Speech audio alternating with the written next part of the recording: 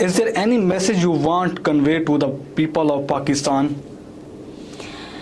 The message that I want to convey for them that if we can, because this actually it's Muslim nations issue.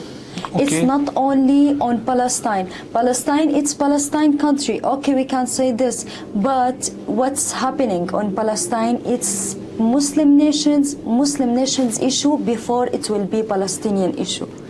So the thing that we have to do to against Israel, to boycott Israeli products, because if we boycott, at least we can do these things which we can do.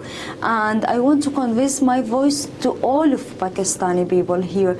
If you can at least, like, keep away the Israeli products from you, it will help a lot us. It will help a lot the Gaza people actually, because you know the bombs, the guns which is now attacking Gaza from Israel, all from where? From the products, from McDonald's, from KFC, from Pepsi, from Lay's. We were giving them this. We were giving them the money by buying these things. Okay, but actually this is the wrong thing.